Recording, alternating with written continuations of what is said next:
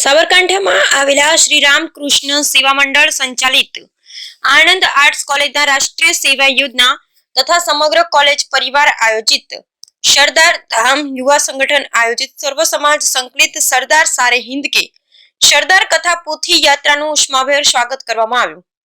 શ્રી રામકૃષ્ણ સેવા મંડળના માનદ મંત્રી શ્રીમતી જ્યોત્સનાબેન પટેલની અધ્યક્ષતામાં તથા કોલેજના આચાર્ય શ્રી ડોક્ટર મનોજભાઈ પટેલની પ્રેરણાથી અને ઉપાચાર્ય ડોક્ટર પ્રેમચંદ કોરાલીના માર્ગદર્શન હેઠળ આણંદ આર્ટ્સ કોલેજના રાષ્ટ્રીય સેવા યોજના સંકલિત સરદાર કથા યાત્રા કોલેજથી રામકૃષ્ણ સેવા મંડળના કાર્યાલય સુધી મોટી સંખ્યામાં વિદ્યાર્થીઓ અને કોલેજ પરિવાર સાથે જય સરદારના નારા સાથે નીકળી હતી।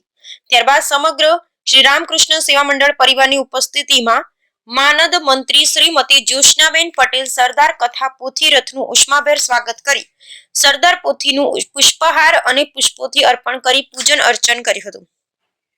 આ કાર્યક્રમમાં સમગ્ર કોલેજ પરિવાર તથા મોટી સંખ્યામાં વિદ્યાર્થીઓએ ઉત્સાહ અને રાષ્ટ્રીય એકતાના સંકલ્પ સાથે સરદાર સાહેબની જય હોના નારા સાથે પૂર્ણ શ્રદ્ધા ભાવથી પૂજન અર્ચન કર્યું હતું। સમગ્ર કાર્યક્રમનું આયોજન સંચાલન NSS programme officer doctor Mukeshbhai Joshi તથા ડોક્ટર ભાવનાબેન પ્રજાપતિએ સંભાળ્યું હતું। Bureau report Satishbhai Manat Khedbrahma.